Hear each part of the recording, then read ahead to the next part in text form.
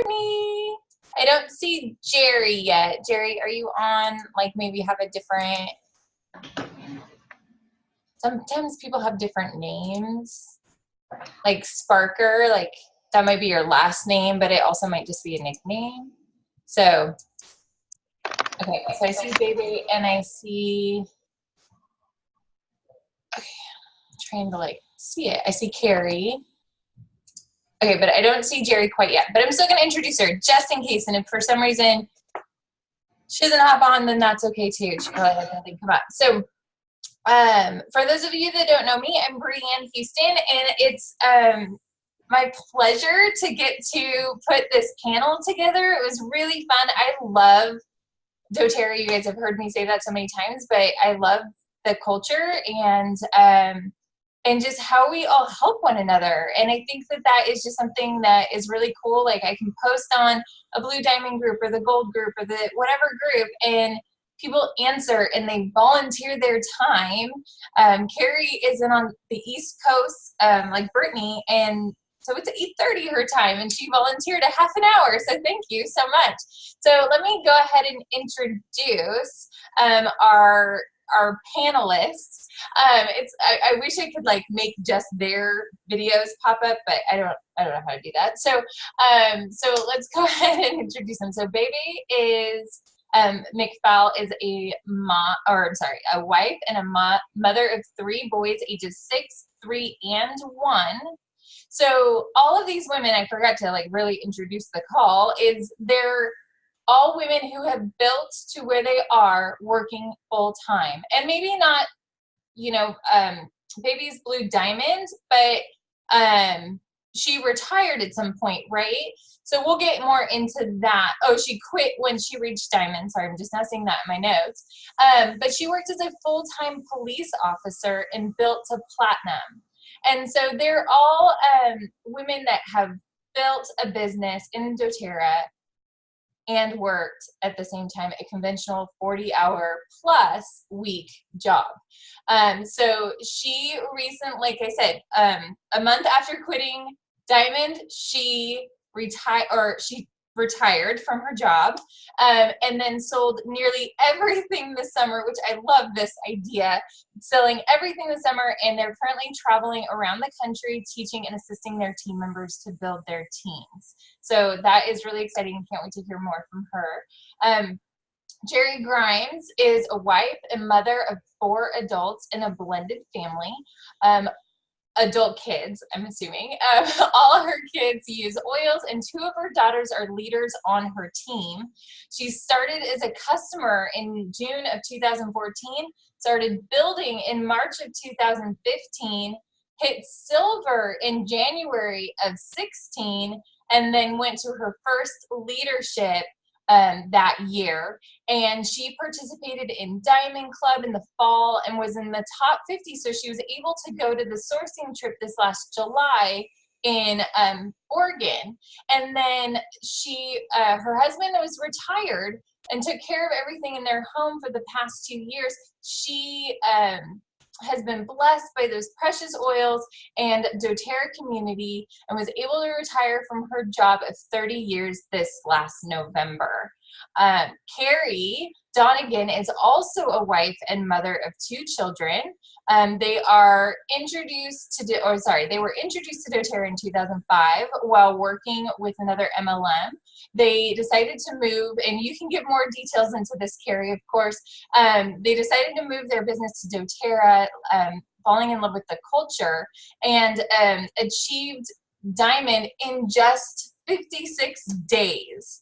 So of course, these are not going to be typical results for people, but she did go on to build to Blue Diamond, working a full-time job that she does not plan on quitting.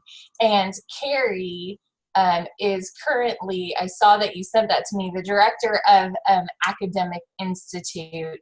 In what state are you in? I'm in New Jersey. New Jersey. Okay, I was going to say New York. So yeah, I got the same like part of the country. Yeah, I'm 8 minutes. I mean, 8 minutes from New York City, so I'm practically there. Pretty close, yeah. Okay, so I'm like not even 8 minutes from the grocery store. So yeah, you're way closer. So let's go ahead and get started. Let's see. Sorry, we have so many people on the call tonight. Oh, Jerry is on. Hi, Jerry. So go ahead and unmute yourself. And then I'm just going to start asking some questions that we got a little bit earlier today. And just, you know, hop in when one speaks to you. We only do a 30-minute call, so we're kind of short on time, but we're going to keep some time for people to hop on and ask their own questions if we don't get those answered. So let me go ahead and expand this. So the first question we had is, did you start building your business right away? And when you did, how long did it take you to achieve the rank of gold? We have a lot of leaders that's their goal rank right now, and so they're very curious about reaching that goal and getting a residual income.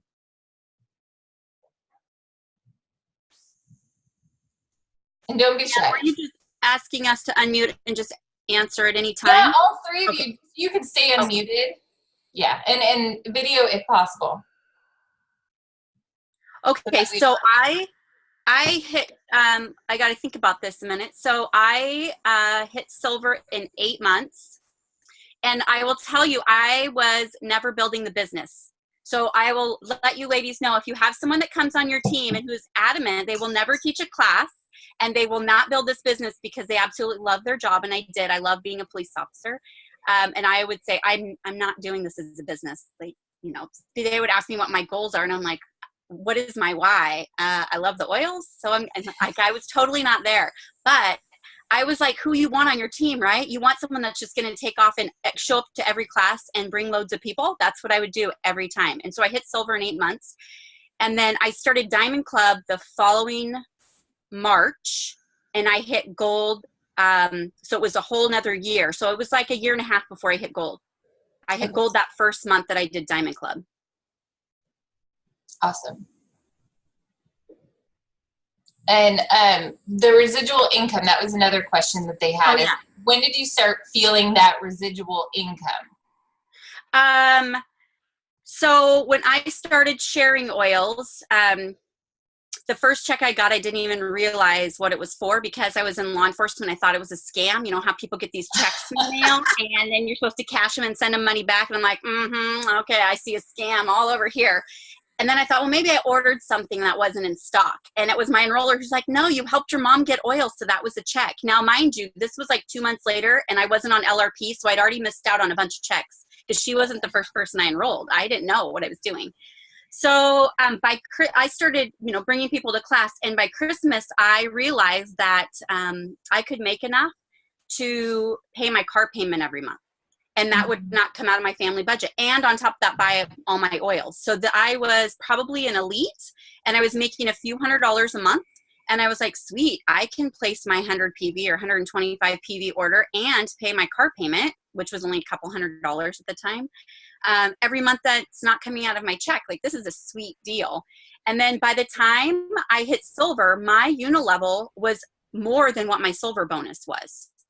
So, and then I was also getting my 250 on top of that. So unilevel, once you really dive deep and you love on your team, unilevel is going to be the biggest part of your check.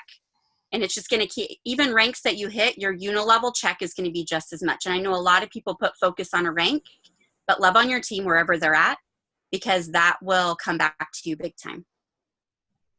I love that. And I love that, you know, the residual income for everyone is a little bit different, right? Like, some people think residual income for $5,000 a month, but the reality is residual income can be $150 a month too. Yeah. So yeah, I love that you hit that. Okay, does anyone else want to add to that question, answer that question? Jerry, are you there? I don't know. Okay. Yes, I am. Sorry. No, that's okay. I'm driving and I had some technical difficulties, so. That's all right. So the question was, did you start building? Well, we saw in your bio that you didn't start building right away, but when you started building, how long did it take you to build to the rank of gold? and start feeling that residual income? So it took me, I started in March of 2015 and I hit silver in January. So it took me about 10 months to hit to silver.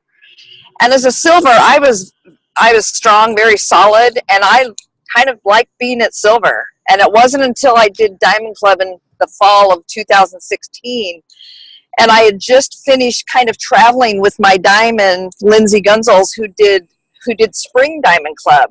And I kind of traveled with her to kind of get, an idea of what to do. And I hit gold in October of Diamond Club of 2016. And so it was it was my third month, and it's a team effort. It was amazing. But and I hit it, and then it was interesting. Diamond Club is so awesome, and we enrolled 150 families during Diamond Club, and so that really boosted that residual income. That's awesome. So just a side note, we have a few leaders that are going to be participating in Diamond Club coming up. And anyone else can hop in on this, but what is a tip that every Diamond Clubber should know, that in your opinion?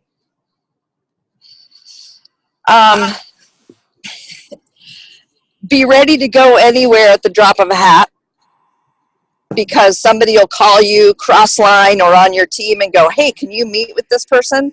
So always having everything in my car, and I just travel with my top 10 oils, and having an enrollment form, having all those things right at the tip, of your fingertips. So, and ready to go. Yeah. That's a tip and always have a bag packed. Just in case. Just in case. Great. I will add to that if you're going to do Diamond Club, you really want to get your leaders on board, and you want them to understand that this is for them, that you're doing this for them and to help them as well, because a lot of your leaders won't understand really what Diamond Club is, and they think that it's just for you. If you don't understand that this is an opportunity that I am given to go and help and grow your team and help you, that's helping them reach their goals. So be very clear about what are their goals during this next 4 months, because you want to be able to help them reach that. And where are their team members that they may not be able to get to go do classes, and that's where you want to put your focus. I'm writing that down. That's really good. I'll just jump in a minute because I kind of come at it from a different perspective, in that I was with a different company, and I built, without knowing I was building anything, I just loved a product line and was using it. And I guess I was pretty vocal about the fact that I was, enjoying the product line. So it kind of spread for me word of mouth. I had a very demanding job. I still do about at least 40 hours a week, sometimes 60 hours a week, depending. And those hours were not flexible. So I didn't have the freedom to just drop things and do my side business, which I really didn't see as a business originally.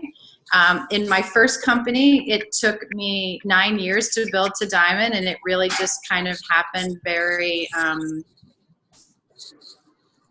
somewhat haphazardly. My husband did get involved about 3 years into my being part of it, just because he didn't understand what I was doing in my off time. And I guess he was just curious as to figuring out what it is that I was doing.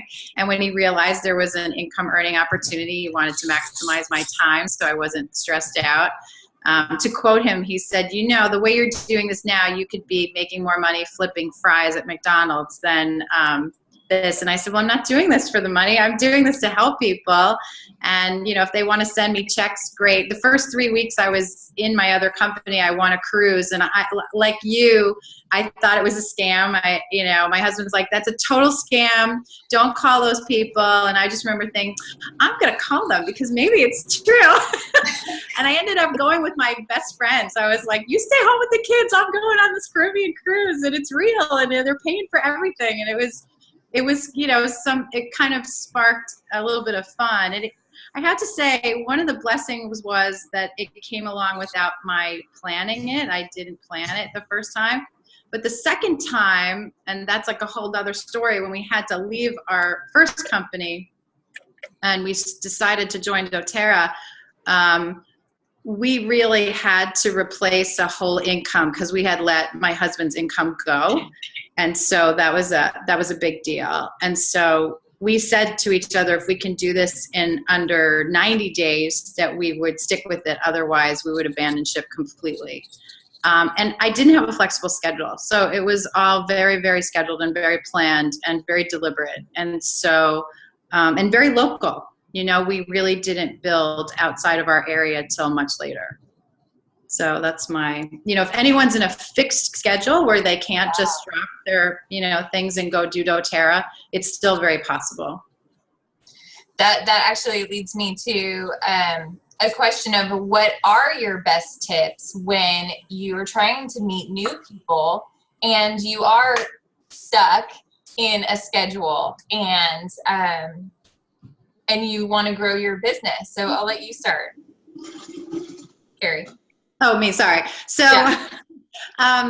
So I worked in an office with 7 people at Columbia University. So it was a very small institute. And the institute I work for now is just as small, actually, which means that each individual has a lot of responsibility in a very fixed schedule. There's not a lot of flexibility there. So one of the things that I would highly recommend is that you have to do the things that are super planned and that that whatever activity it is, it's going to end up in a concrete result. So I wasn't on Facebook. I didn't do social media. I didn't do anything extraneous, anything that I could outsource somewhere else. I did. I didn't take on, my primary goal was to do the things that only I could do and only things that were income earning and building activities. And if I was very, very structured, that's where the success lies. I find that people get distracted so easily and it's unnecessary and it's very stressful. Distraction is stressful. If there's anything that I can share with you is that you will bring peace into your life with clear boundaries and structure. I mean, people are amazed. I'm on the board of 2 charities now. I have 2 kids that I spend a lot of time with. My husband came home today. I sat down, I had dinner with him. It was very relaxed. Because there's set times that we do everything in our life, and I honor those times, and people have come to honor my time. They know that when they're with me, I'm with them 100%. And I have to tell you, I've met with Dr. Hill several times, and one of the things I noticed about him, which is the culture of doTERRA, is that his phone is away. Like, you could be sitting with him in his office for 45 minutes talking about things, and he's right there with you. And I find that to be true of all the owners. And that culture ripples down into, into the wellness advocate community. And if you can learn that habit, and you can master that habit, people really appreciate it. Absolutely. You want to add something to that? Sherry and Baby? I can add a little bit about what I did when I was working. So when I was an officer, we had a crazy schedule and we worked 12-hour shifts. And our schedule was split. So we worked 2 day shifts, 6:30 a.m. to 6:30 p.m. And then the next night we had to come in and work 2 graveyards, 6:30 p.m. to 6:30 a.m. And at the time when I started those shifts, when they started that, I had a new baby. He was 14 weeks old when I had to go back to work. While I was on maternity leave, they switched our schedule from 8.5-hour shifts to that. And so I had to look at my chunks of time. I would have 4 days off at a time. And usually I'd be getting off a graveyard and they considered that a day off, even though I would get off at 6:30 in the morning or 7 in the morning. And so I would maximize my days by just sleeping a bit. So I would nap and I would get up and I would have a class scheduled that evening or afternoon somewhere. And so I utilized my time to do classes on my days off. And my husband was amazing and he was a huge support. And because I had this schedule where I basically worked 4 on, 4 off, but really it was kind of like 3 off, right? 3.5 off. I knew my schedule, and I knew that those were the days that I could focus solely on my business. Now, I still worked even when I had work days. If I wasn't on a 911 call when somebody called, or I wasn't typing reports, every now and then I could make a phone call from my patrol car. I could respond to somebody's email while I was eating lunch if I got lunch that day. So I would try to do those type of things in the little bits of time in the day that I had. So if you have a 10-minute break at work, if you have a lunch hour that you could spend and focused on knowing what you're going to do, the big thing for me is you have to have a plan. You have to know what you're going to do, because I find if you just say, oh, I have a half an hour right now, what could I be doing? You're going to spend all your time trying to think about what you should be doing instead of knowing what you should do. So my biggest thing was, before I would go to bed, either at night or in the morning, whenever that was, when I got to sleep, I would write, and now even, I would write out, what are the most important things that I need to accomplish tomorrow? So when I have my chunks of time, I'm going to do that. So whether it was following up with somebody, booking a class, whatever it was, and classes or one-on-ones are where you're going to build your team, right? And so after classes, I would stay after and do like a 45-minute to an hour business training. Now, business training, when you're just getting people going, is teaching them how to be a great host for you. You know, little tiny things that you could do, but people think, you know, business training. So maximize. If you're traveling to go do an event and you have people there that want to stay and learn, instead of scheduling another day to go, do it back to back while you're already there. So maximize your time. Great idea. So, and I was going to say, I did the same thing in my job. Is every time you get a break, if you get a 15-minute break, I was on the phone with a customer. On my lunch hour, I would meet with a customer or somebody on my team. So every time that there's an increment of time where you could, you know, not have to do my corporate job, I was working with a team member or a customer. And just, and you know, being intentional, and then doing classes. And I've taught classes at a little small coffee shop for 3 years now. So that started before I ever hit silver, just because education is huge, and getting my customers educated and team members. And so that was, I think that was probably one of the best things, best investments of my time that I could do. So I want to really quick, I wasn't sure if Sandra, Hannah, are you there? Was able to make it, but I wanted to add her kind of into just be able to answer any of these questions too. We have one more question for you, and then if you guys have time and can stay on, we'll open it up to Q&A. But she's in Orange County and owns her own chiropractic office, and so is still working and a diamond in DoTERRA. And so I just kind of wanted to introduce her really quick if she hops in and adds some more input to this. So my last question for all of you is, what are the benefits of working full-time and building doTERRA? Because we hear a lot of like, I can't build doTERRA, I have a full-time job. But all of you clearly did, and you are, you know, a small group of a lot of people who do. And so what are the benefits of doing it this way? Do you want me to go? Yeah. Okay, so hi everyone. I'm sorry I had to just pop on. I just finished up with patients. But a fantastic pro is you're always able to expand your market with your job. You're always meeting new people, especially in a job like mine, and you're always getting new prospects. And especially if you kind of like what you do, you don't ever have to stop, but you can kind of be semi-retired. And the cool thing is doTERRA provides that option for you. You don't have to see so many people just to make ends meet. It gives you that amazing option of seeing and the amount of people that you want to see, and still make a freaking fantastic living, and still continue to do what you want to do.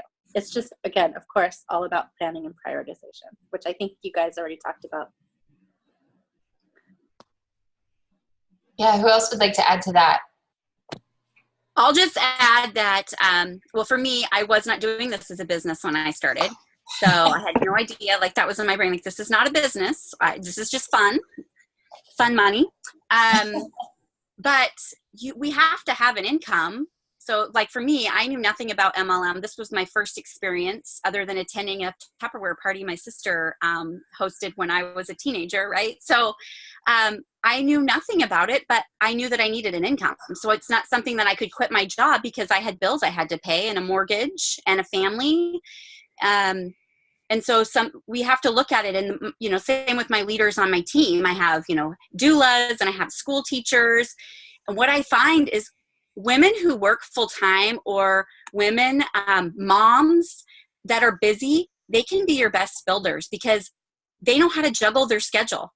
And so when things come up, they know how to get things done. And so I know that somebody had asked a question, and I was trying to read the chat.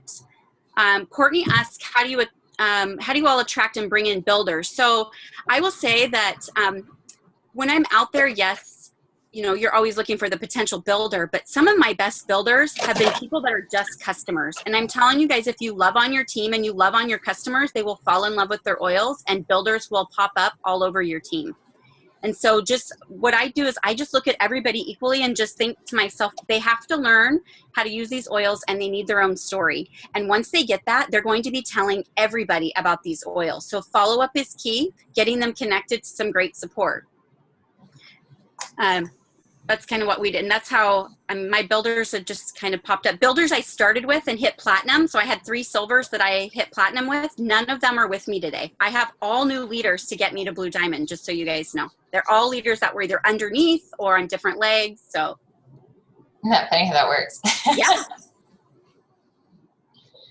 And I feel like I'm constantly looking for people who are more amazing than I am, which is kind of fun. Like I say this all the time, I'm the dumbest person on my team. Like I just have the most amazing people on my team. And I tell them that all the time. And it's, you know, I think one of the things you can do to attract people is see in them the brilliance that they have, because it actually turns on a sense of delight, you know, in people. When someone sees in them the talents that they have and they can demonstrate their strengths in an arena. And one of the cool things about doTERRA is no matter what your strengths are, there's a way for you to demonstrate those strengths. So you know, I listen to a lot of other leaders who say that, you know, I do 125 mentor calls every month and I'm so stressed out and I have all these people asking me questions. Like, I have none of that. I don't have major, you know, I work with like 5, maybe 6 people. And my team grows month over month because I have amazing people underneath me and I believe in them and I trust them and I don't micromanage. I don't impose my will. I really feel like sometimes we can get caught up in trying to control every little piece because we feel that our success depends upon it. And I found that actually letting people go and work in their sphere of genius has been the most successful thing I've ever done. Like actually not doing things has actually been the best thing that I've done in my, you know, in the process of putting this together. And especially if you're working full time, you know, you support the key people by acknowledging them as human beings and spending quality, I hate that term, but, you know, quality time with them. You know, not by telling them what to do or, you know, giving them incentives. They'll know, they'll find the thing that feels comfortable to them. But the friendships and the loyalty and the trust and that is worth your time for sure. That's great. Great advice. Jerry, do you want to add to the builders and why it's great to build while you're working a full-time job? Yes, my builders we kind of went through strength finders and you know, kind of working kind of strength-based leadership. And because I'm a perfectionist and it's like done is better than perfect, and I'm learning that, but letting people their gifts shine is the best thing, because you know what, we're all different, and being able to pull that out of my leaders and, you know, being able to, you know, they own their qualities and being able to utilize them in the team has been amazing. And I actually build with a couple of my kids, and that's been, and I don't know if anybody else has family members, but it is a little different because I'll be 58 next week. And so I did not start building till 55. And so I'm at a different season of my life, but being able to, and in my career, I was a production manager. And so my goal on day 1, we start with 0, and on day 31 was to end with whatever goal that we had. And so it was just really a natural progression for me with doTERRA to have a team to, it's like, you know what, we start day 1 as a consultant, and then we, hit goals as a team, but really learning for them to act in their strengths. And I don't know if that, if anybody else has done that, but that's been really, really good for our team and moving forward. Great. I'm going to open it up because it's 6 o'clock and we did say a half hour, but if you guys are okay for a few more questions or another couple questions, we would love to keep you on. If you have to go, we completely understand. But who wants to ask? We're just going to do a couple more questions. You have these amazing leaders that are willing to give you their time. I have a question for Bibi. Is it Bibi? Is that right? Sorry. You were talking about sitting up the night before and talking about if you have time the next day, what it is that you're going to do. Mm-hmm. What exactly? Can you give us an example of some of the things that you would put on that list of important things to do, what you would try to fit in, and how you maximize your time? Yeah, so the first things you want to do are think of your money-making activities, right? So whether it's going to be scheduling your one-on-ones, scheduling your classes. I'm hearing feedback. I don't know if you guys are hearing that. It's just on my end. Brittany. But you want to think, was there somebody that you were going to get back to from the class, some follow-up you needed to do? We have an oil education group that making sure everybody gets invited into. So you just want to think of what are your rainmaking activities? What are the types of things that are going to bring income to your business and that are the absolute most important that you need to do for the day? And we know that teaching and enrolling and follow-up is where it's at. So think of things that would go in that category and get those done first, and then everything else can wait until you have more time or that you can delegate. I'm a big delegator. If you, especially when you're working full-time, like that, you need to do the things that are going to help you the most, and then find someone else, whether it's someone else on your team. I am the worst at making graphics, you guys. That's not my thing. And so we have some amazing team leaders that are brilliant and can whip them out so fast. So I'm like, could you create a graphic for it? And they're great. So little things like that would take me an hour to make one graphic, that is not going to help grow my business. So find things like that and work in your skill set and cram that in the time that you have. And I will second the mentor calls. Someone said something about doing like 100 and some mentor calls a month. I will tell my team members, and you guys the same, is that I am here to be your cheerleader, and I will help and teach and train you on the business side. But when all of you guys are on here, and when you're looking at different builders on your team or leaders on your team, look for people that are self-driven. If you're the one that is having to lift them up every day and it's crisis after crisis after crisis, you're not their therapist, right? So they should be seeking something beside you. That is going to suck your time, and it actually starts bringing you down. So look for things that you can uplift yourself. Suggest maybe some great self-help books for them, or maybe they get a therapist, things like that. But look at the money-making, the rain-making things that you guys could be doing. Carrie, you're smiling, so maybe you've had something like that too, but we've all had it, right? We've all had those people on our team. Absolutely. That's what's going to happen. It's right. just going to happen. You just have to resist the draw. I'm 100% with you. Yes. So we have a couple questions. We could probably answer this pretty quick. It's like, how do you structure your team when you don't have builders that are committed yet? Do you do ghost legs? What do you guys do? I don't do ghost legs. I actually have never done a ghost leg. I know people that have, but I look for people that are on LRP, that love their oils, and I talk to them. And, you know, even in the past, I have a sister, the same. She was one of my leaders at one time, and she's not anymore because she doesn't want to do the business side. And I actually have, I wish I could split them, 2 qualifiers underneath her. But what I did, I have 2 platinums underneath her. Darn it.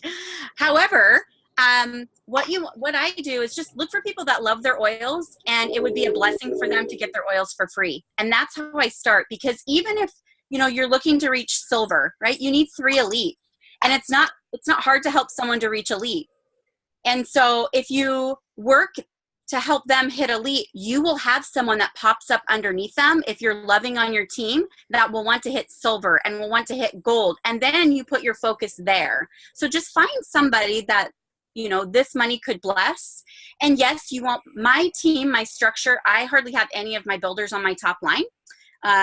They're different. I have a few of them that are like 4 levels deep. It's okay. I just want to let you know that if your structure is a hot mess, it's okay. It happens to the best of us, but just know that just love on whoever and look for people that can help qualify you. Look for those that love their LRP, and maybe they posted classes for you. So one of the things we do is we will convert them into a wellness advocate. And even if they're not interested in building, they've got friends and family that came to a class, we will sponsor their friends and family underneath them. But we hold that enrollment because we're going to be doing all the work too. So that is a way too. And then you've got the enrollments there. And if they ever do decide to build, they've got their friends and family right underneath them. So that's one of the things that we've done that's worked for us. But I know there's a lot of different people that do different things too. I love where you took it. That's perfect. That's so good. So let's go ahead and wrap up, and let's end with this. We had someone ask, what is your favorite personal development book? What's your favorite? Mine is Leaders Eat Last. That is a good one. That is a good one. Okay, so it's funny because we just started reading books again in our team, and we're doing that this month. And I have to say, for the best first book to read, in which we did, so we've got a lot of new leaders on our team, we're reading together. Again, I'm reading How to Make the First Circle Work, or Making the First Circle Work. Yep. Is that the name of it? I got to grab it. Yeah, Making the First Circle Work is, if you guys haven't read, it's such a short little read, but it's great for anybody new. So I have to say that because that's when we're zooming on tomorrow. Okay. It was Leaders Eat Last, I believe is Simon Sinek? Oh, Making the First Circle Work, is that the one? No, this is Randy Gage, is who wrote this one.